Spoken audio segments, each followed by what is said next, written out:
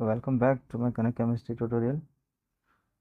आज का स्टार्ट करने वाले हैं हम लोग 12th क्लास का जो अल्कोहल, फिनॉल और ईथर का चैप्टर देख रहे थे, उसी को कंटिन्यू करेंगे। ओके, इसका पार्ट फर्स्ट ऑलरेडी मैंने डाल चुका है, तो आप जाके डिस्क्रिप्शन में इसका लिंक मिल जाएगा, तो आप उसमें जाके देख सकते हैं। उसके बाद ही आप सेकंड पार्ट में आइएगा तो आपको ज़्यादा समझ में आएगा। अल्कोहल की स्टार्ट किए थे हम लोगों ने इसमें भी, ठीक है। उसके बाद फिनॉल और ईथर स्टार्ट करेंगे वन बाई वन। तो अल्कोहल का पार्ट थोड़ा बहुत ज़्यादा है, तो आज इसको ख़त्म करने की कोशिश करेंगे, ठीक है।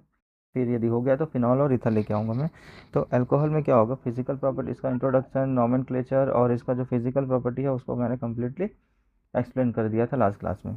तो आज क्या देखेंगे, इसका केमिकल प्रॉपर्टीज़ के बारे में देखेंगे। अल्कोहल की केमिकल प्रॉपर्टी क्या क्या होती है, तो क्या होती है, चलो स्टार्ट करते हैं। तो अल्कोहल से react both nucleophile and electrophile. तो अल्कोहल क्या करेगा, ये दोनों के साथ रिएक्ट करेगा, चाहे इलेक्ट्रोफाइल हो या न्यूक्लियोफाइल हो। यदि आप इलेक्ट्रोफाइल और न्यूक्लियोफाइल नहीं जानते हो तो ये ऑलरेडी मैंने डाल चुका है बेसिक, आप पहले उसको देख सकते हैं जाके, ठीक है। तो आपको ज़्यादा आपका बेस स्ट्रॉन्ग हो जाएगा। ओके, तो alcohol react with the both nucleophile when the bond between the OH is broken and the electrophile when the bond between OH is broken. ठीक है, अलग अलग बॉन्ड है। यदि ऑक्सीजन और हाइड्रोजन वाला बॉन्ड टूटेगा तो ये न्यूक्लियोफाइल वाला यहाँ पे अटैक करेगा, और CO बॉन्ड टूटेगा तो यहाँ पे इलेक्ट्रोफाइल यहाँ पे पार्टिसिपेट करने वाला है। तो इसके हिसाब से इसको दो टाइप में डिवाइड कर दिया, ठीक है। तो reaction involving the cleavage of OH bond, तो ऐसा कौन कौन सा रिएक्शन है जिसमें OH बॉन्ड क्लीवेज होता है और कोई भी अदर प्रोडक्ट को फॉर्म करेगा।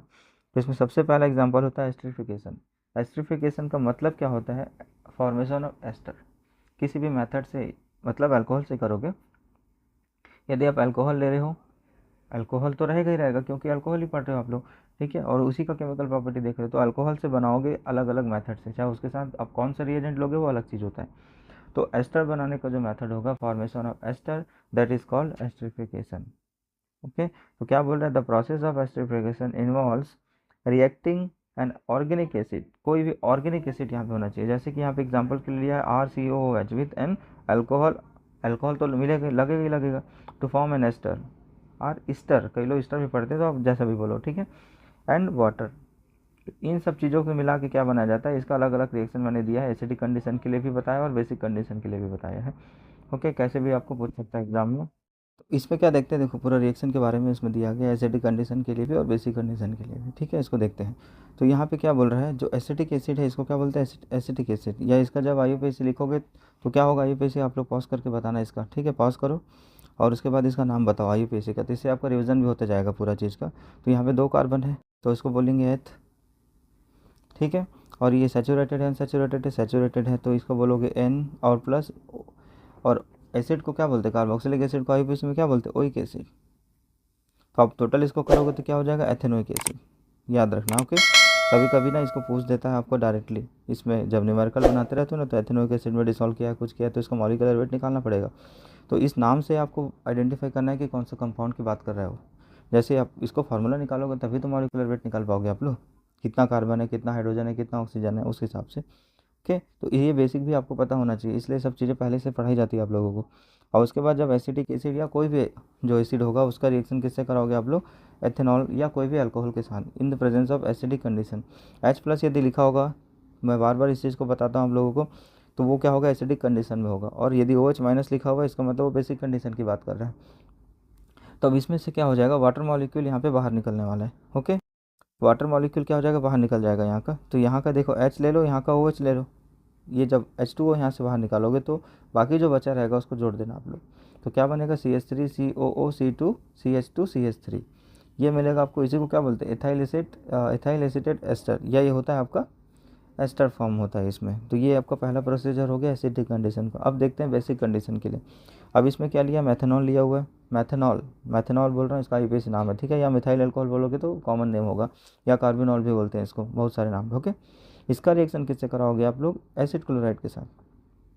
ये क्या होगा आपका, एसिड क्लोराइड बोलोगे ना इसको, CH3 देखो, CH3COOH, इसके साथ क्या हुआ ना, इसको रिप्लेस किया हुआ है, तो इसको बोलते हैं एसिटिल क्लोराइड, ठीक है। ये एसिटिल क्लोराइड होगा। अब एसिटिल क्लोराइड का रिएक्शन किससे कराओगे, इन द प्रेजेंस ऑफ pyridine। तो यहाँ पे एग्जाम में पूछता है आप लोगों को कि pyridine का यूज़ क्यों करते हैं यहाँ पे, why we are use the pyridine in the this particular reaction. तो इसका रीज़न क्या होता है, देखो बताता हूँ मैं भी। पहले तो इसको एस्टर बना लेते हैं, ठीक है। ये मेथनॉल हो गया, यहाँ से क्या हो जाएगा, HCl बाहर निकल जाएगा, माइनस सॉरी हाँ माइनस HCl बाहर निकलेगा और ये आपका क्या मिल जाएगा, आपको सेम प्रोडक्ट मिलेगा। ठीक है, यहाँ पे एथाइल ग्रुप है, यहाँ पे मिथाइल ग्रुप है। तो ये चीज़ हो गया, आपका एस्टर बन गया आप लोगों का। ठीक है, अब देखो इस प्रोसेस के दौरान या during this process HCl is eliminating, HCl निकल रहा है कि नहीं, तो ये रिएक्शन कम्प्लीटली एसिडिक कंडीशन में होगा। तो इस एसिडिक को न्यूट्रल करने के लिए यहाँ पे पिरिडिन लिया जाता है। पिरिडिन मतलब देखो, पिरिडिन ही रटना नहीं है, पिरिडिन, पिरिडिन क्या होता है, एक बेस होता है एक। ठीक है, और इसकी जगह आप कोई और भी ले सकते हो जो जिससे आप उसको न्यूट्रलाइज कर सके। ठीक है, ये चीज़ को समझना है आप लोगों को। ज़रूरी नहीं कि पिरिडिन रट के चलेगा, हो सकता है इसकी जगह कुछ और बेस दे देगा आप लोगों को। ठीक है, DBU भी एक बेस होता है, DBU नेट में सर्च करके देखना क्या चीज़ होता है, ये इस वीक बेस होता है थोड़ा। ठीक है, जितने प्रकार के भी बेसेस होते हैं वो भी ले सकता है इसमें पिरिडिन को छोड़ के। तो ये चीज़ का थोड़ा कॉन्सेप्ट इसलिए क्लियर करना आप लोगों को, रटना नहीं है, रटोगे तो फिर पिरिडिन की जगह कुछ और बेस दे दिया तो आप गए, फिर नहीं बना पाओगे उसको, ये चीज़ है। ठीक है, तो concept you have to be clear. तो HCl को निकल रहा है यहाँ पे, तो HCl को न्यूट्रलाइज करने के लिए फिर यहाँ पे क्या है, पिरिडिन का यूज़ किया जाता है पूरा। ये वीक बेस होता है इसलिए इसको यूज़ कर देते हैं इसमें, लेकिन थोड़ा डेंजर भी होता है पिरिडिन।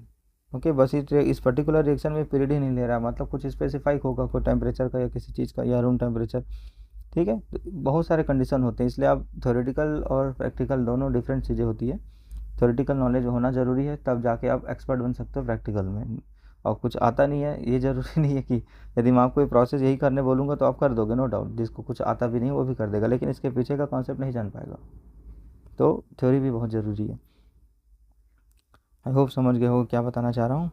ठीक, अब उसके बाद देखो, द रिएक्शन विथ R-COL, मतलब कोई अलग अल्काइल ग्रुप लिया इसमें, is carried out in the presence of pyridine so as the neutralise HCl is found during this, ये बता चुका हूँ मैं आप लोगों को।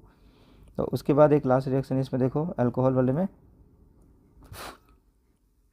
जब एथेनॉल को जब आप लोग ये क्या, इसको क्या बोलते हैं, एसिटिक एनहाइड्राइड। जब एसिटिक एनहाइड्राइड को भी आप यूज़ करोगे इन the presence of acidic condition, तो इसमें क्या बनने वाला है, एस्टर बनने वाला है। ठीक है, एस्टर बनने वाला है, और क्या निकालेगा, एसिड निकालेगा इसमें से। तो the reaction which acid and anhydride is reversible, अब ये रिवर्सिबल होता है। ठीक है, so concentrate H2SO4 is use to remove the water. यहाँ पे कॉन्सेंट्रेट H2SO4 लिया जाता है, एसिडिक कंडीशन बोला ना, तो कौन सा कंडीशन लिया जाता है, कॉन्सेंट्रेट H2SO4। इसमें से जो वाटर निकलेगा, मतलब वाटर नहीं, हाँ ठीक है, ठीक है, तो ये क्या निकालेगा, इसको बाहर निकालने का काम करेगा इसको। ठीक है, यदि इस दौरान यदि कुछ रिवर्सिबल होता है, दोनों आपस में रिएक्ट करके भी आप कुछ अल्कोहल बना देगा या कुछ बना देगा इसमें। ठीक है, तो उसको निकालना बहुत ज़रूरी है इसमें। तो आगे चलते हैं, acidity of alcohol. Acidity of alcohol मतलब आपका जो अल्कोहल है एसिडिक नेचर क्यों शो करता है, इसके बारे में देखते हैं पूरा। Prior to understanding the acidity of alcohol, it is important to learn about the Bronsted and Lowry idea और bases and acid. Bronsted 3 type के से थे ना, ब्रॉस्टेड लॉरी हो गया, आयरनियस हो गया, और आपका लुइस आ गया। बहुत सारे अलग अलग ने अलग अलग टाइप के एसिडिक या बेसिक कैसे होता बताया था उसके बारे में। ठीक है, this means all the basis are proton acceptor, जितने भी बेसिस होंगे वो प्रोटॉन एक्सेप्टर होंगे। एंड ऑल इसके हिसाब से बोल रहा है भाई, लुइस के हिसाब से नहीं। हाँ, लुइस एसिड अलग था, इसका अलग चीज़ है वो। तो ब्रॉस्टन लॉरी के हिसाब से जितने भी ऑल प्रोटॉन्स, जो भी प्रोटॉन एक्सेप्ट करेगा उसको बोलेंगे आप लोग बेस। एंड ऑल डोनर्स, जो भी प्रोटॉन डोनेट कर रहा है उसको बोलोगे आर बेसिस। ये अलग अलग हो गया कि एसिड होगा यहाँ पे। ठीक है, जो भी एक्सेप्ट करेगा वो एसिड हो गया, जो भी डोनेट करेगा वो यहाँ पे बेस हो गया। ओके, गलत लिखा गया मेरे से। Therefore, the alcohol are Bronsted acid because of the bonds polarity. Alcohol are acidic. क्योंकि बॉन्ड पोलैरिटी होता है कि नहीं, अल्कोहल में क्या होता है जी, देखो ना, इसके बीच में बॉन्ड पोलैरिटी कैसे होगा, इसका इलेक्ट्रोनेगेटिविटी ज़्यादा होता है ऑक्सीजन का, तो ये हाइड्रोजन के इसको खींचेगा नहीं, तो ये बॉन्ड वीक हो जाएगा और इजीली जो प्रोटॉन को दे देगा ये, इसलिए क्या देगा, प्रोटॉन को दे देगा, ये चीज़ होगा।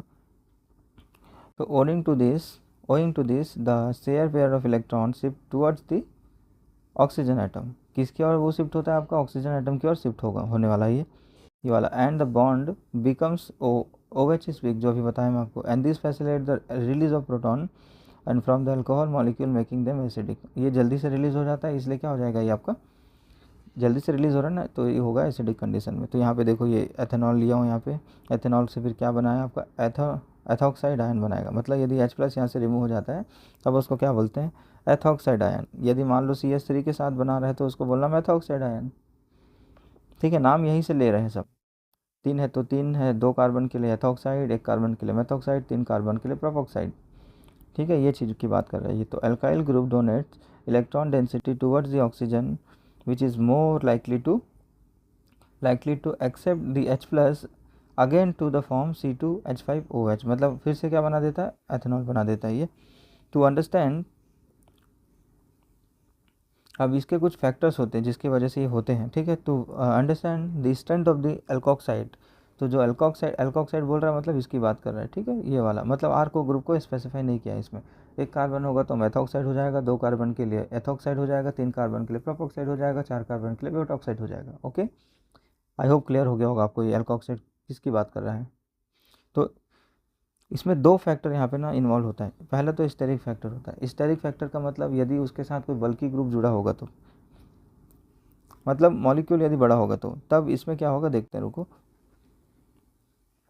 The more substituted alkyl group make the alkoxide ion bulkier. यदि मान लो टर्सरी ले रहे हो आप, टर्सरी एल्काइल ग्रुप ले रहे हो, तो उसका जो एल्कोक्साइड क्या होगा, बड़ा ही होगा ना, बल्कि ग्रुप होगा। And harder to stabilise by the solvent, ये बहुत ज़्यादा हार्ड होगा उसको स्टेबलाइज करके रखने के लिए या सेटल करके रखने के लिए या उसको स्टेबल बना के रखने के लिए बहुत ज़्यादा हार्ड होता है ये। Since the alkoxide ion is less stable, तो एल्कोक्साइड जो आयन होगा वो लेस स्टेबल होगा। ओके, लेस स्टेबल होगा। It will react more as the conjugated base with the increasing the basic strength and has the acid from this conjugated base is weak. ठीक है, मतलब alkoxide वाला जो होगा इसका यदि मान लो फिनॉल है, मैं आपको फिनॉल आगे पढ़ाने वाला हूँ तो आपको एक क्वेश्चन आने वाला है, ठीक है। The phenol is more acidic then alcohol.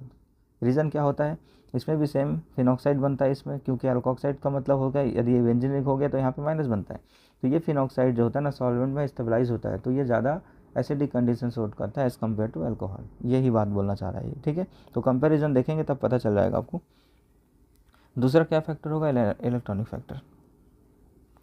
Electronic factor, more electron donors group on the carbon with the hydroxyl group increase the electron density on the oxygen atom, and the alkoxide is more conveniently less stable and more reactive।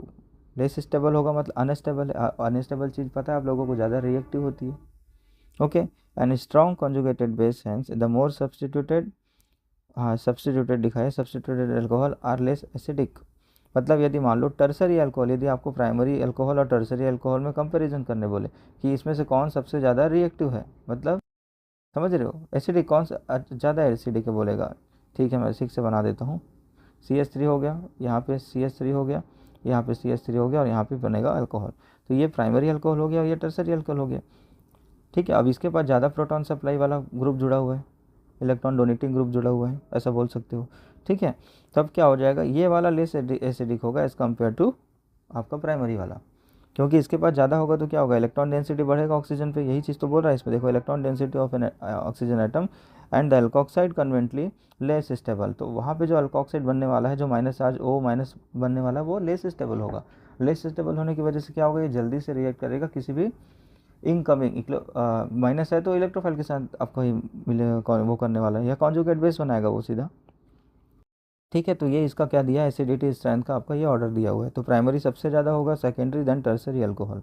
ठीक है, reactivity order of this alcohol, तो ये reactivity order है alcohol का, primary ज़्यादा acidic condition show करेगा। ठीक है, then tertiary, secondary then tertiary. अब आते हैं दूसरे में, तो reaction involving cleavage of CO bond. अब यदि CO बॉन्ड को जब क्लीवेज होगा तब कौन कौन से रिएक्शन होंगे इसको देखते हैं। तो सबसे पहले इसमें दिया है रिएक्शन विद HX। HX का मतलब होता है हाइड्रोजन हैलाइड। क्या होगा, हाइड्रोजन हैलाइड। ये हाइड्रोजन हैलाइड होगा, चाहे इसकी जगह X को आप हेलोजन ग्रुप है पूरे, Cl हो गया, Br हो गया और आयोडीन हो गया। ठीक है, फ्लोरीन का ज़्यादातर यूज़ नहीं करते इसमें क्योंकि बहुत ज़्यादा वो बताऊँगा क्यों नहीं करते। ठीक है, अब दिया है तो HF लिख सकते हो, ऐसा कोई वो नहीं है।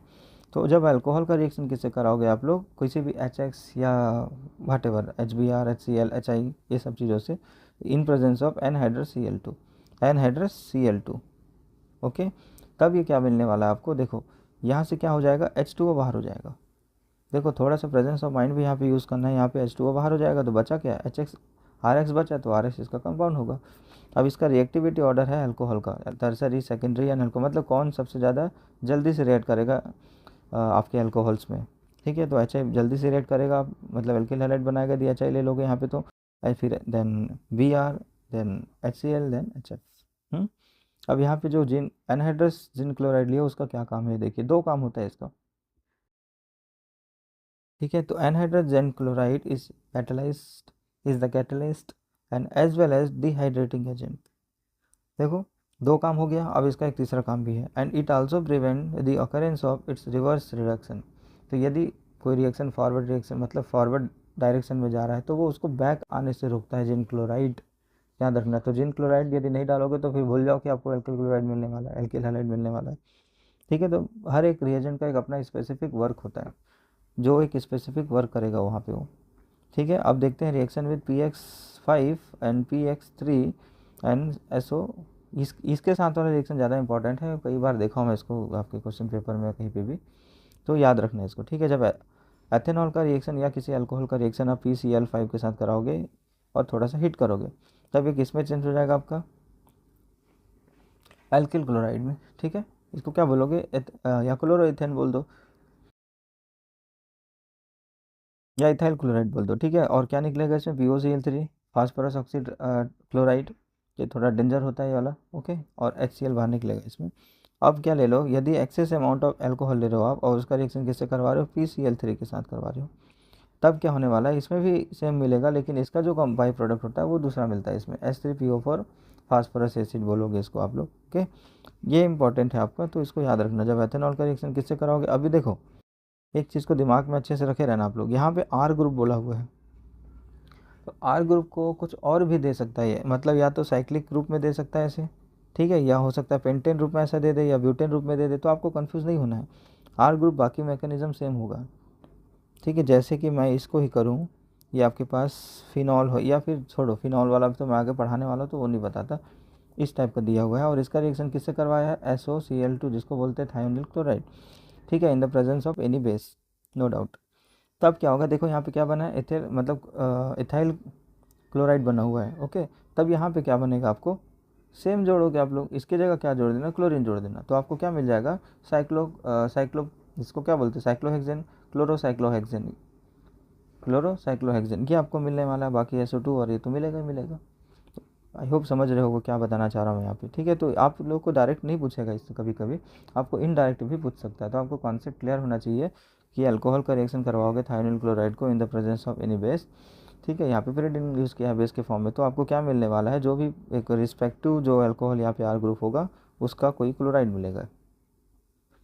समझ गए, चलो आगे चलते हैं। अब यहाँ पे क्या दिया है, देखो pyridine, here pyridine reflects the gaseous byproduct HCl and SO2। This method is known as Dogen process। ठीक है, तो इस प्रोसेस में जो pyridine लिया है पर्टिकुलर, तो ये क्या कर देगा, रिफ्लेक्स कर देगा किसको, बाई प्रोडक्ट को, किसके फॉर्म में, HCl और H2O के फॉर्म में। ठीक है, सल्फर डाइऑक्साइड के फॉर्म में। तो ये जो पर्टिकुलर मेथड होगा उसको बोलते हैं डर्जन प्रोसेस। ठीक है, DAR होता है ये, डर्जन प्रोसेस।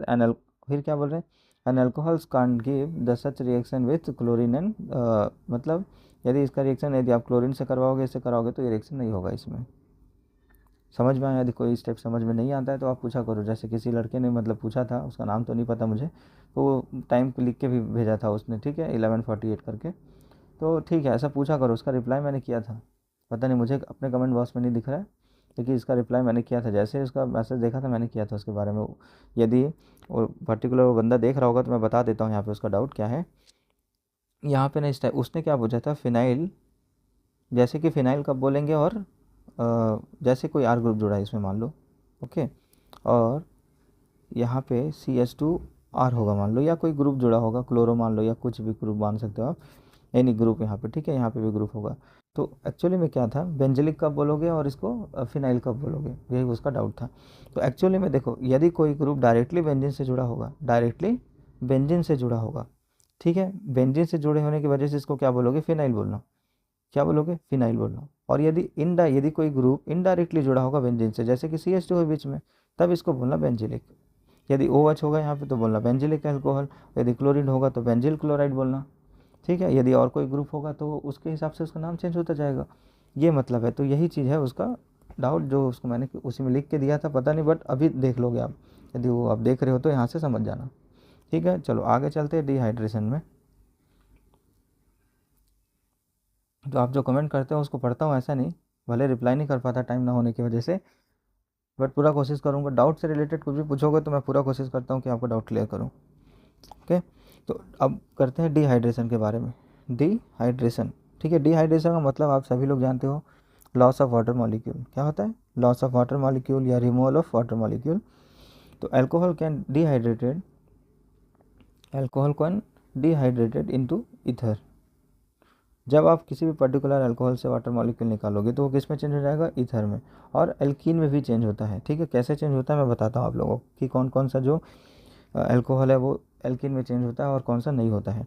ये इंपॉर्टेंट हो जाता है आपके लिए, ठीक है। इसको मोस्ट इंपॉर्टेंट लगा लेना और ज़रूर पढ़ के जाना एग्जाम में, ठीक है। आ सकता है, मैं ये नहीं बोलता भाई कि आ ही जाएगा, मैं थोड़ा बना रहा हूँ पेपर, तो आ सकता है, ठीक है, एक्सपर एक्सपीरियंस। तो depending upon the temperature, amount of alcohol and nature of dehydrating agent used, तो उसके हिसाब से डिपेंड करता है कि ईथर बनने वाला है कि एल्किन बनने वाला है। And some common dehydrating agent are the concentrate H2SO4, concentrate H3PO4, orthophosphoric acid and alumina. इसको क्या बोलते हैं? Al2O3 एलुमिना बोलते हैं इसको। तो पहला रिएक्शन इसमें क्या करा है? एथेनॉल का रिएक्शन किससे करा है? Concentrate H2SO4, the particular temperature is 443 kelvin. इसको आपको हो सकता है डिग्री सेंटीग्रेड में भी पूछ दे, ओके। डिग्री सेंटीग्रेड में निकालना होगा तो कैसे करोगे आप लोग? 443 को क्या करना है? 273 से माइनस कर देना, फिर आपको जो डिग्री सेंटीग्रेड यहाँ मिल जाएगा, ठीक है। तो इसका रिएक्शन जब करवाओगे तो यहाँ से वाटर मॉलिक्यूल बाहर निकलेगा, ठीक है। और क्या मिलेगा आपको? एल्कीन मिलेगा। एल्कीन का फॉर्मेशन होने वाला है यहाँ पे, ठीक है, ये वाटर मॉलिक्यूल। क्योंकि आप लोगों में इसका ऐसा कुछ दिया नहीं है, आगे देखेंगे, ठीक है। इसका मैकेनिज्म जो भी हो, ये होता है आपका प्राइमरी अल्कोहल। और यहाँ पे नीचे कौन सा अल्कोहल होगा? Tertiary alcohol. यदि आप टर्सरी अल्कोहल का रिएक्शन किससे करवा रहे हो? 20% H2SO4 और द टेम्परेचर इज़ 358 केल्विन, तब ये क्या मिलने वाला है? सेम चीज़ होगा इसमें भी, देखो एल्किन बनेगा इसमें भी, लेकिन सेकेंडरी एल्किन मिलेगा इसमें आपको, मतलब समझ रहे हो ना। ये टर्सरी हो गया तो इतना क्या हो जाए? 3 टर्सरी एल्किन ही मिल रहा है आपको, सॉरी, टर्सरी है तो टर्सरी एल्किन मिलेगा आपको, वाटर मॉलिक्यूल बाहर निकलेगा। अब इसका मैकेनिज्म देख लेते हैं इसका। तो ये 3 स्टेप में कंप्लीट होगा आपका मैकेनिज्म। तो सबसे पहला स्टेप में क्या होता है? Formation of protonated alcohol. जो आप एसिडिक कंडीशन वाला पार्ट ले रहे हो ना, वो acid particular as a catalyst के फॉर्म में काम आता है। कैटलिस्ट का मतलब क्या होता है? पहली बात तो रेट ऑफ रिएक्शन को बढ़ा देगा, नो डाउट, ठीक है। एक्चुअल में होता क्या है, जो कैटलिस्ट अंदर जो आपका रिएक्टेंट होगा, रिएक्टेंट मतलब जो स्टार्टिंग मटेरियल है उसकी बात कर रहा हूँ, उसके साथ इन्वॉल्व होगा और उसको रेट ऑफ रिएक्शन को बढ़ाने की में मदद करेगा, ठीक है। और but end of the product, जब जैसे भी प्रोडक्ट बना तो वो कैटलिस्ट बाहर हो जाएगा, ठीक है। दूसरे से प्रोडक्ट से चिपका नहीं रहेगा कभी भी, तो आपके सॉल्यूशन में बाहर निकल जाता है, बस आपको सेपरेट करने की ज़रूरत पड़ती है उस कंपाउंड को। तो सबसे पहले क्या लिए हैं इसमें? एथेनॉल लिए हुए हैं, ठीक है, CH3 CH2 एंड OH। और ऑक्सीजन में क्या होता है? 2 लोन पेयर होता है। अब ये जो लोन पेयर होगा किसकी तरह काम करेगा? न्यूक्लियोफाइल की तरह काम करेगा, because this is a rich in electron, rich in electron है ना। अब इसके क्या होता है? इलेक्ट्रोफाइल होता है। तो डेफिनेटली जो न्यूक्लियोफाइल होगा इलेक्ट्रोफाइल आपको इलेक्ट्रोफाइल से अटैच करेगा, तो क्या मिल जाएगा आपको? देखो इस टाइप का मिलेगा। अब ये इलेक्ट्रॉन इसको डोनेट करके बॉन्ड बनाया हुआ है, तो यहाँ पे एक जगह लोन पेयर रहेगा और एक प्लस आ जाएगा, इसमें प्लस आ जाएगा, ठीक है, जिससे हाइड्रोजन जुड़ा हुआ है। ये पहला प्रोसेस हो गया इसका, प्रोटोनेटेड अल्कोहल बन गया इसमें। प्रोटोनेटेड का मतलब प्रोटॉन का जुड़ना या addition of proton. Second step क्या हो गया इसमें? Formation of carbocation. क्या बोलोगे? Formation of carbocation. तो अब उसी पर्टिकुलर इसको लिया हूँ मैं यहाँ पे, ठीक है। अब इसमें क्या होगा? देखो अब जैसे यहाँ पे ऑक्सीजन पर देखो 3 तो नहीं हो सकता, ऑक्सीजन की वैलेंसी कितनी होती है भाई? 2 होती है, और इसमें तीसरा आके यहाँ पे बैठ गया है, तो ये अनस्टेबल हुआ कि नहीं? 2 लोगों की बैठने की जगह है, वहाँ पे तीसरे को बैठाओगे तो क्या होगा? डिसकम्फर्ट पोजिशन होगा कि नहीं? तीसरा आदमी यहाँ बैठेगा तो क्या होगा? उसको अनकंफर्टेबल होगे ना दोनों। तो ये सेम चीज़ इसमें भी आपका अप्लाई होता है। तो ऑक्सीजन को 2 सीट, इसके 2 वैकेंसी है, 2 कैपेबिलिटी इसकी बॉन्ड होने की, बॉन्डिंग करने की, तो तीसरा आगे यहाँ पे बैठ गया, तो क्या करेगा? ये अनस्टेबल होता है। तो उस कंडीशन में क्या होता है? ऑक्सीजन और कार्बन इसके बीच का बॉन्ड टूटता है, ठीक है। और यहाँ से क्या करेगा? एक इलेक्ट्रॉन निकल के ये वाटर मॉलिक्यूल को बाहर निकाल देगा, जिसको आप क्या बोल रहे हैं? डिहाइड्रेशन बोल रहे हैं, ठीक है। और जैसे ही कार्बन पर पॉजिटिव चार्ज आया उसको क्या बोलते हैं? कार्बोकेटायन बोलते हैं, आपने पढ़ रखा है इसको, ठीक है, कार्बोकेटायन। अब कार्बोकेटायन से क्या होने वाला है? यहाँ पे रीअरेंज होगा, देखो कैसे। जो प्रोटॉन पहले में क्या बताया था, एसिड मतलब कैटलिस्ट के फॉर्म में काम आ रहा है, तो वो अब बाहर निकल जाता है इस प्रोसेस में, थर्ड स्टेप में। तो क्या लिखा? Formation of ethyne by elimination of proton. तो यहाँ पे क्या होने लगेगा, ये प्रोटॉन यहाँ से बाहर निकल जाएगा, ठीक है, और H+ के फॉर्म में बाहर निकल जाएगा। तब क्या होगा, ये हवा में थोड़ा ना लटकेगा, ये वाला इलेक्ट्रॉन इधर शिफ्ट हो जाएगा आपका, और ये पॉजिटिव चार्ज को सेटिस्फाई कर देगा। तो क्या मिलेगा आपको, डबल बॉन्ड मिल जाएगा यहाँ पे, ठीक है। ऑलरेडी देखो ना इसके पास ये हुआ ना, तो ये इसके पास चला जाएगा और ये आपका इथिन बनाएगा। ये है उसका प्रोसेस मैकेनिज्म, ये इंपॉर्टेंट है, मोस्ट इंपॉर्टेंट है, आप इसको जरूर पढ़ के जाना। मैकेनिज्म एक्चुअल में पूछा जाता है इसका, डिहाइड्रेशन का mechanism, what is dehydration and right the mechanism with suitable example, ठीक है। फुल मार्क्स का क्वेश्चन भी आ सकता है, या तो फिर आपको छोटे में और कुछ अलग तरीके से पूछ सकता है। तो कॉन्सेप्ट को आपको याद रखना है, रटना नहीं है आपको, रटोगे तो फिर तो नहीं बना पाओगे ऑर्गेनिक केमिस्ट्री कभी, क्योंकि ऑर्गेनिक केमिस्ट्री को बहुत सारी चीज़ें याद रखने की चीज़ होती है। याद भी रखना, कॉन्सेप्ट को याद रखना है इसका, कि कॉन्सेप्ट क्या होता है, कुछ चीज़ों को एज इट इज़ याद रखना है। जैसे मैथमेटिक्स का फॉर्मूला तो ना आप लोग रट के जाते हो, ठीक है, हाँ, फार्मूला तो आपको रटना पड़ेगा ना, याद करना पड़ेगा फार्मूला, ठीक है। अब किसी को यही नहीं पता कि E=H नहीं होता है, तो वो आगे क्या बना पाएगा, नहीं बना पाएगा। तो ऑर्गेनिक में ही बहुत सारे कुछ कॉन्सेप्ट होते हैं, उसको याद रखना पड़ेगा, तभी आप उसको प्रॉब्लम का सोल्यूशन निकाल सकते हो, ठीक है ना। उस कॉन्सेप्ट को ही मैं यहाँ पे बताने की कोशिश कर रहा हूँ। हाँ, ये तो बुक में भी लिखा हुआ है, बुक से भी पढ़ सकते हो, नो डाउट, ठीक है। आप बुक से पढ़िए, आपको जहाँ से पसंद आता है वहाँ से पढ़िए, लेकिन कॉन्सेप्ट क्लियर करो। कॉन्सेप्ट क्लियर करोगे तभी आगे आपका कंपटीशन एग्ज़ाम निकाल सकते हो। 12वीं में नंबर लाना यदि आप लोग का एम है तो मैं कुछ नहीं बोलूँगा उसके लिए। यदि 12वीं के बाद कुछ अच्छा करने की सोच रहे हो तो कॉन्सेप्ट क्लियर करो अपना, 11th का, 12th का, तो आप इजीली कंपटीशन एग्ज़ाम को फाइट कर सकते हो। और जिसको नहीं करना है उसको नहीं करना है, क्या कर सकते हैं, कुछ नहीं कर सकते उसके लिए, ठीक है। जिसको पढ़ने की इच्छा नहीं है उसके लिए क्या बोल सकते हो, कोई भगवान भी आके बोलेगा तो भी नहीं पढ़ेगा वो, ठीक है ना। मेहनत तो करना पड़ेगा यदि कुछ चाहिए तो। So here the beta carbon hydrogen will be eliminated and the product will be major as per the Saytzeff rule, ठीक है। यहाँ पे जो प्रोडक्ट होगा किस मतलब जो सेट-जेप रूल मैंने ऑलरेडी बता चुका है एलिमिनेशन रिएक्शन में, कि एलिमिनेट होगा तो सेट-जेप रूल कैसे बनता है इसमें, तो आप लोग इसको जाके प्रीवियस क्लासेस में फॉलो कीजिए, मेरा जो प्रीवियस लेक्चर है। और एक नोट करके लिखा हूँ, यदि नहीं देखोगे तो भी चलेगा, बट मैं फिर से वही बात बोल रहा हूँ, जिसको भी कंपटीशन वाले है वो ज़रूर देख के जाना है, ठीक है। भले आपको बोर्ड में ना पूछे, लेकिन हो सकता है आपको कंपटीशन में आ जाए। तो जब अल्कोहल का रिएक्शन किससे कराओगे, एलुमिना से, Al2O3 इन द प्रेजेंस, मतलब 250 डिग्री तो जब सेंटीग्रेड, डिग्री नहीं होता, डिग्री सेंटीग्रेड है ये, ठीक है। 250 डिग्री से डिग्री पे आप इसको जब हीट करोगे तो ये ईथर में चेंज हो जाएगा। अभी तक क्या बनाते आ रहे थे हम लोग, एल इथेन बनाते आ रहे थे, टर्सरी इथेन बना, या क्या बोलते हैं उसको, डबल वन वाला एल्किन बन रहा था, ठीक है। दोनों में एल्किन बना, लेकिन इस प्रोसीजर में क्या हो जाता है, जब बहुत ज़्यादा टेम्परेचर दोगे आप एलुमिना के प्रेजेंस में अल्कोहल को, वो ईथर में चेंज हो जाता है और वाटर मॉलिक्यूल बाहर निकलता है। तो ये थोड़ा एक्सेप्शनल है, याद रखना इसको, ठीक है। And they are different type of ethers are found when the both alcohols are different. यदि मान लो ये दोनों अल्कोहल अलग अलग अल्कोहल है, तो इसमें क्या हो जाएगा, 3 टाइप का ईथर मिलेगा आपको, एक तो सिमिलर, 2 सिमेट्रिकल ईथर मिलेगा और एक अनसिमेट्रिकल ईथर मिलेगा। ये हो गया, देखो यहाँ पे एग्जांपल दिया हूँ मैं यहाँ पे। तो एक क्या हो जाएगा, इसी से बना ईथर मिलेगा जिसको बोलोगे डाईइथाइल ईथर, ठीक है, डाईमिथाइल ईथर, सॉरी। और इससे मिला बनेगा इसको बोलोगे डाईइथाइल ईथर, ठीक है। अब इससे मिला बना हुआ इसको क्या बोलोगे, मतलब मिक्सर बन रहा है तो उसको बोलोगे मेथॉक्सी ईथर, ठीक है ना। तो ये है इसका कॉन्सेप्ट। आगे देखते हैं डिहाइड्रोजनेशन। डिहाइड्रोजनेशन का मतलब होता है हाइड्रोजन मॉलिक्यूल को बाहर निकालना, हाइड्रोजन निकला ना इसमें, तो हाइड्रोजन को बाहर निकालना, रिमूवल ऑफ हाइड्रोजन या लॉस ऑफ हाइड्रोजन। तो इसका कब होगा, ये जब कॉपर को आप 300 डिग्री पर अब जब इसको हीट करोगे। तो it is the test for the detection of all 3 alcohols. ये पर्टिकुलर एक डिटेक्शन करने का या आइडेंटिफाई करने का मेथड है, ठीक है। जितने भी अल्कोहल्स है, प्राइमरी है, सेकेंडरी एंड टर्सरी है, यदि लैब में पूछा जाता है ना आपको, identify the functional group, alcohol है तो अल्कोहल कौन, अल्कोहल में भी कौन सा अल्कोहल होगा, प्राइमरी होगा, सेकेंडरी होगा, टर्सरी होगा, तो वो बताने के लिए इसको यूज़ किया जाता है। बट ज़्यादातर लेबोरेटरी में नहीं करते यूज़, क्योंकि यहाँ पे 300 डिग्री सेंटीग्रेड बोल रहा है, ठीक है, तो नहीं कराया जाता। स्कूल के लैब में सब एक्सपेरिमेंट को नहीं करवाते कभी भी, क्योंकि जहाँ पे भी ज़्यादा टेम्परेचर हो थोड़ा डेंजर हो जाता है वो, और बच्चों को तो जानते हो सब, तो इसलिए नहीं करवाया जाता इस टाइप का टेस्ट। कोई ईजी टेस्ट करवाया जाता है जो एक्सेसिबल हो सभी बच्चों के लिए, या सभी बच्चे आसानी से कर सके उसको, यदि थोड़ा सा उसको प्रिकॉशन बता दिया जाए तो वो समझ जाते हैं उस चीज़ को, ठीक है। तो इसमें क्या बोले, primary, secondary, tertiary, yes, and they give the different product at the 300 degree centigrade on the reaction with copper, ये चीज़ है। तो यहाँ पे प्राइमरी अल्कोहल को जब एसिडेट कराओगे तो एल्डिहाइड बनेगा, ओके। अब शायद याद होगा आप लोगों को, कुछ मैं कुछ बताया था आप लोगों को, ठीक है। तो जिसको नहीं पता वो फिर से लिख लेना, ये वाला सीरीज़ आपको बहुत काम आने वाला है। ठीक है, यदि मान लो मीथेन है, उसका ऑक्सीडेशन करोगे आप तो ये किस में चेंज हो जाता है जी, अल्कोहल में चेंज हो जाएगा। ठीक है, अल्कोहल की बात कर रहा हूँ, मिथाइल अल्कोहल की बात नहीं कर, डिपेंड करेगा कौन सा वहाँ पे लिया है। एक कार्बन वाला लिया है इसलिए कार्बन वाला बना रहा हूँ मैं। और यदि इसका ऑक्सीडेशन फर्दर करोगे तो ये एल्डिहाइड में चेंज हो जाएगा। ठीक है, CH एल्डिहाइड में चेंज हो जाएगा।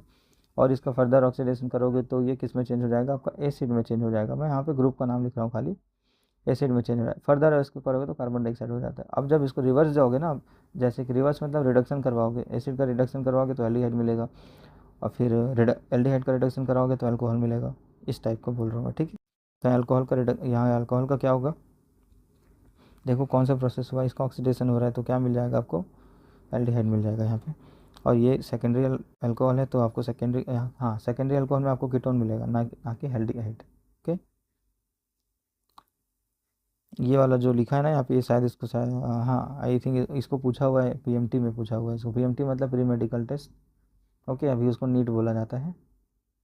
पहले नीट, पहले जो होता था ना, दो टाइप का होता था, PMT होता था, AIPMT होता था, all India pre medical test. अभी सबको कॉमन करके नीट बना दिए हैं कि पहले, हो सकता है पहले आपको पता हो या ना भी पता हो, तो PMT, ऑल इंडिया PMT हमारे समय में होता था ये। ठीक है, नीट अभी तो नीट एक कॉमन हो गया, common interest test for medical student. अब ये क्या दिया हुआ है देखो यहाँ पे, ये जो ग्लाइकोल है, एथिलीन ग्लाइकोल, कॉमन भाषा में ग्लाइकोल बोल देते हैं। तो glycol on heating with the पर एसिड, पर एसिड मतलब इसमें देखो क्या होगा, HiO4 को पर एसिड बोलते हैं। तो इनमें से कौन सा प्रोडक्ट मिलने वाला है। ठीक है, इसका जब ऑक्सीडेशन करोगे, ये ऑक्सीडाइजिंग एजेंट होता है, तो आप क्या मिलेगा, एल्डिहाइड मिलेगा इसमें। ठीक है, ये चीज़ है, ये पर से ऑक्सीडाइजिंग एजेंट होता है, याद रखना आप लोग। अभी जस्ट एक लाइन बताया था ना आप लोग को, अल्कोहल को ऑक्सीडाइज करोगे तो क्या मिलेगा, एल्डिहाइड मिलेगा, बस उसी कॉन्सेप्ट बन जाएगा ये। उसके बाद आते हैं ऑक्सीडेशन में, इसमें आते हैं ऑक्सीडेशन में। It is a test which give the different, क्या लिखा है, different product on oxidising, on oxidation of different alcohol as primary, secondary and tertiary alcohols. तो फर्स्ट प्राइमरी अल्कोहल के बारे में देखते हैं। तो primary alcohol on oxidation with, देखो अब फिर से वही चीज़ बोल रहा हूँ, मैंने आपको बता चुका है इसके बारे में। ठीक है, अल्कोहल का ऑक्सीडेशन करोगे तो इन एसिडिक कंडीशन में, लेकिन अब देखो ऑक्सीडेशन करोगे मैं बोल रहा हूँ, लेकिन आपको पता होना चाहिए कि ऑक्सीडाइजिंग एजेंट रिएजेंट कौन कौन सा है। ठीक है ना, इसी चीज़ को मैंने क्या बताया था, पेज आप लोग को मैं कुछ बताया था, जो शायद पूरा वीडियो देख रहा है मेरा उसको पता होगा कि लास्ट पेज में या कहीं भी जहाँ पे आपको इजीली एक्सेसिबल हो, तो वहाँ पे आप क्या लिख लेना, एक साइड ऑक्सीडाइजिंग एजेंट लिख लेना, एक साइड रिडक्शन रिएजेंट लिखना। और एक लिस्ट में जब जब बताते जाऊँगा तो आपको बताते जा रहा हूँ कि वहाँ जाके लिखो, वहाँ जाके लिखो करके। तो जैसे ही एसिडिक कंडीशन में दिया हुआ, या फिर आप KMnO4 ले लो, या फिर पोटेशियम डाइक्रोमेट ले लो, इसको ऑक्सीडाइजिंग रिएजेंट में डाल लो, तो आपके पास क्या मिल जाएगा, लिस्ट मिल जाएगा आपको। ठीक है, तो अब देखो सेम चीज़ होगा, और अल्कोहल का ऑक्सीडेशन करोगे तो एल्डिहाइड मिलेगा। अब यहाँ एल्डिहाइड का ऑक्सीडेशन कर रहे हैं तो एसिड मिल रहा है, सीधी बात। यही यही छोटा मोटा कॉन्सेप्ट है जो आपको पूछता है कभी भी। क्या बोल रहा है, the oxidation of alcohol to carbonyl compound is typically carried out with the 6, अच्छा ठीक है, क्या वो बता रहा है, क्रोमियम 6+ होता है उसमें। ठीक है, जिसका ऑक्सीडेशन किस में हो जाता है, ऑक्सीडेशन का मतलब क्या होता है बताओ ना। ये होता है ना आपके पास, इसके पास एडिशन ऑफ इलेक्ट्रॉन बोल सकते हो आप लोग। तो ये 6+ है तो यहाँ 3+ हो रहा है, मतलब तीन इलेक्ट्रॉन ऐड हो रहा है इसमें। ठीक है ना, तो ऐड हो रहा है मतलब ऑक्सीडेशन का प्रोसेस हो रहा है, सेम चीज़। अब दूसरा क्या होता है, when powerful oxidising agent like HNO3 are used under harsh condition to oxidise secondary alcohol. ठीक है, अब सेकेंडरी अल्कोहल को जब भी आप ऑक्सीडाइज करोगे तो कीटोन मिलेगा आपको, ketones are produced which further oxidise to acid. जब भी आप लोग ऑक्सीडेशन करवाओगे तो देखना जरूर कि स्ट्रॉन्ग ऑक्सीडाइजिंग एजेंट है या वीक ऑक्सीडाइजिंग एजेंट है। ठीक है, यदि स्ट्रॉन्ग हो चाहे कुछ भी, यदि आप सेकेंडरी ले रहे हो तो वो कीटोन में ही चेंज होगा, ये चीज़ को याद रखना। ठीक है, K2Cr2O7 पोटेशियम डाइक्रोमेट, और ये होगा क्रोमेट हो गया। ओके, तो ये किस में चेंज हो गया, कीटोन में। आप कीटोन का फिर से कीटोन या एल्डिहाइड, इसको फर्दर ऑक्सीडाइज करोगे तो एसिड में चेंज होगा ये। ठीक है, और यहाँ पे देखो, यहाँ पे क्या लिया, सेकेंडरी लिया है ना, सेम चीज़। तो सेकेंडरी अल्कोहल लिया है तो ये कीटोन में चेंज हुआ है, फर्दर इसका ऑक्सीडेशन करोगे तो एसिड में चेंज होगा। सिमिलरली यदि यदि आपके पास टर्सरी हो, तो similar to the preceding statement, the moderate oxidising agent are unable to oxidise tertiary alcohols, however when they oxidize under harsh condition with the strong oxidizing agent, they generate an acid and that has two less carbon atom than the parent alcohol. तो 2 carbon मतलब 3 जितना भी carbon होगा उससे 2 carbon less होगा इसमें, ठीक है, ये बोल रहा हूँ और कुछ नहीं। तो यहाँ पे 4 कार्बन है तो एंड प्रोडक्ट कितना मिल रहा है आपको, 2 कार्बन वाला मिल रहा है, इसलिए बोल रहा है इसे। तो टर्सरी अल्कोहल का H2SO4 में प्रेजेंस में ऑक्सीडाइज करोगे तो ये किस में चेंज हो जाएगा, एल्कीन में चेंज हो जा रहा है। देखो याद रखना इस चीज़ को, ठीक है। क्यों होता है, क्योंकि इसमें स्टेरिक फैक्टर मतलब स्टेरिक फैक्टर आ जाता है इसमें, ठीक है, बल्कि ग्रुप होने की वजह से। फिर इसका एल्कीन का ऑक्सीडेशन करोगे तो ये एल्डिहाइड में चेंज, कीटोन में चेंज हो जाएगा। कीटोन का फिर से फर्दर ऑक्सीडेशन करोगे तो ये एसिड में चेंज हो जाएगा, ठीक है। उसके बाद देखते हैं लुकास टेस्ट। तो मैं केमिकल प्रॉपर्टी को एक वीडियो में कवर करना चाह रहा हूँ, ठीक है। ये तो फिर वीडियो लेट आता है तो आप लोग लटके रहोगे फिर, नहीं तो इसलिए एक वीडियो में मतलब जितना भी कवर कर सकता हूँ कवर कर देता हूँ मैं भी, और ज़्यादा नहीं हो गए ज़्यादा। तो लुकास टेस्ट को ऑलरेडी मैंने पढ़ा चुका है एरोएल्केन पहले वाले चैप्टर में, ठीक है, ऑर्गेनिक के। तो ये ज़्यादा आपको टफ नहीं होगा। तो किसको बोलते हैं लुकास टेस्ट, तो याद रखना mixer of concentrate HCl and anhydrous ZnCl2 को क्या बोलते हैं, लुकास रिएजेंट बोला जाता है इसको। तो ये भी किसके लिए होता है, चेक करने के लिए होता है ये, ठीक है। तो reactivity order of tertiary secondary and primary.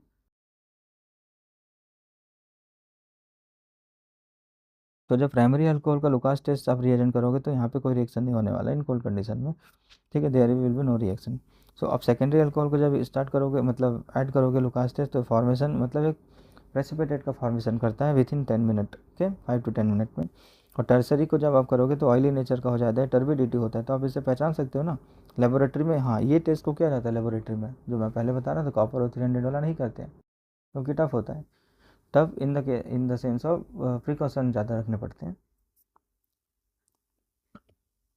तो मैं नॉर्मली लुकास टेस्ट किया जाता है लेबोरेटरी में, ठीक है, जो 11th-12th की क्लास जो भी होती है। तो प्राइमरी के लिए कोई प्रेसिपिटेट नहीं आएगा, सेकेंडरी के लिए थोड़ी देर बाद प्रेसिपिटेट आएगा, और टर्सरी के लिए क्या हो जाएगा, ऑयली नेचर, ऑयली लेयर बन जाएगा उसमें, टर्बिडिटी ज़्यादा होगा, मतलब धुंधलापन होता है उसमें थोड़ा। क्या बनने की वजह से होता है, यदि मान लो टर्सरी है तो उसमें कौन सा कंपाउंड बनता है, ये वाला कंपाउंड बनता है, ठीक है, जिसकी वजह से वाइट प्रेसिपिटेट आएगा उसमें, धुंधलापन दिखेगा नहीं। तो टर्सरी ब्यूटाइल क्लोराइड की वजह से। और एक और टेस्ट होता है विक्टर मेयर टेस्ट, तो इसको भी देख लो। विक्टर मेयर टेस्ट किसके लिए होता है, आपको MCQ में पूछा जा सकता है। तो जितनी पॉसिबिलिटी होती है मैं अब कर रहा हूँ अपनी तरफ से, बाकी आपको और एफर्ट लगाना पड़ेगा बुक को देख के, ठीक है, क्योंकि बोर्ड में कैसे भी पूछते हैं उन लोग। तो प्राइमरी अल्कोहल का रिएक्शन किस में करवाते हैं, इसमें phosphorus in the presence of iodine.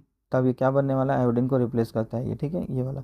उसके बाद फिर इसमें क्या डालते हैं, सिल्वर नाइट्रेट डालते हैं, नाइट्राइट डालते हैं, तो क्या बन जाएगा इसमें, सिल्वर आयोडाइड बाहर हो जाएगा इसमें और नाइट्रेट ग्रुप आके जुड़ जाता है इसमें। उसके बाद नाइट्रस एसिड इसमें डाला जाता है, तो इसमें क्या नाइट्रोलिक एसिड बनता है ये। फिर नाइट्रोलिक एसिड में बेस का यूज़ किया जाता है सोडियम हाइड्राइड, और ये क्या बना देगा, रेड कलर का एक ब्लड रेड कलर का एक कंपाउंड देता है, ठीक है। यदि ब्लड रेड का कलर कंपाउंड दिया मतलब वो प्राइमरी अल्कोहल होगा। ओके, देखो अब इसको आप लोग देख लेना, सेम रिएक्शन है। यदि और ब्लू कलर का दे रहा है तो क्या हो जाएगा, ब्लू कलर का दे रहा है तो सेकेंडरी अल्कोहल होगा, ओके। और फिर देखो टर्सरी में क्या होगा, टर्सरी में कलरलेस होता है। तो ये चीज़ बस कलर को याद रखना है, बाकी इतना रिएक्शन देखने की ज़रूरत नहीं है बोर्ड के उसके लिए। बाकी कंपटीशन के लिए तैयारी कर रहे हो तो मस्त है फिर ये देखो ये मैं लिख भी दिया हूँ जो मैं बता रहा था ना आप लोगों को, तो मैंने इसको लिख भी दिया है, इसको याद रखना आप लोग, ठीक है। ये वाला इसका रिवर्स भी आओगे तो उल्टा होगा इसमें, यहाँ रिडक्शन लिख देते, एल्डिहाइड या कीटोन दोनों यूज़ करते हैं इसमें,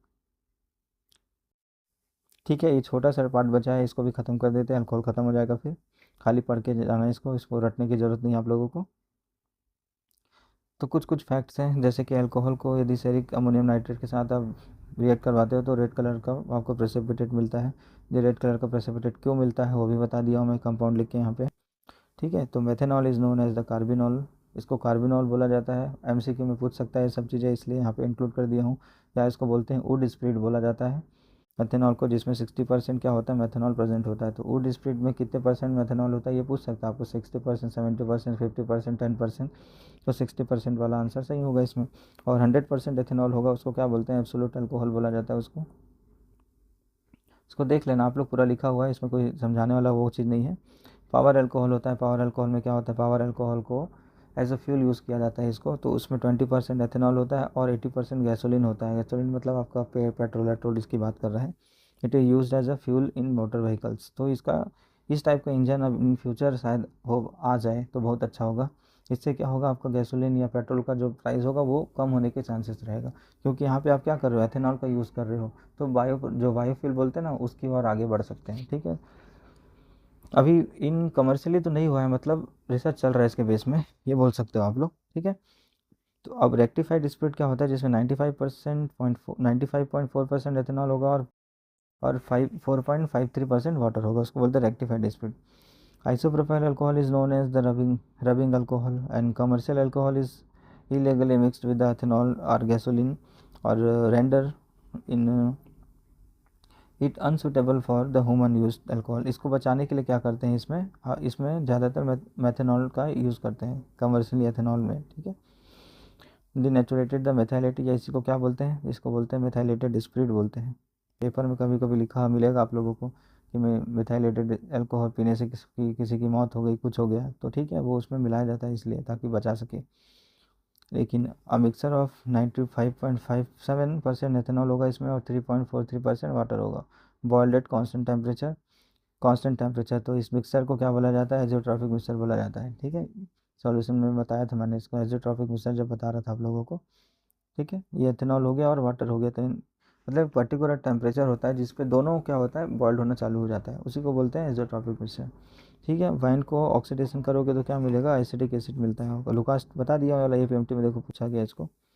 तो ये होता है ख़त्म आपका ओके अल्कोहल का। यदि आप मेरे चैनल में नए हो तो सब्सक्राइब करें और अपने दोस्तों को शेयर करें। ठीक, बाकी देखते हैं नेक्स्ट क्लास में इसका पार्ट 3 देखेंगे, जिसमें मैं क्या बताऊंगा, फिनॉल के बारे में बताऊंगा। फिनॉल को भी हो सकता है एक में कवर करूँ या ज़्यादा से ज़्यादा 2 पार्ट में लेके आऊँ, बस इससे ज़्यादा नहीं। ईथर को एक में कवर करेंगे, छोटा सा टॉपिक है वो। ठीक है, तो आई होप आपको कुछ सीखने मिला होगा। ओके, तो चलिए देखते हैं, यदि कोई कमेंट होगा तो आप लोग कमेंट कीजिएगा, यदि कोई डाउट होगा तो। चलिए मिलते हैं नेक्स्ट क्लास में, तब तक के लिए थैंक्स।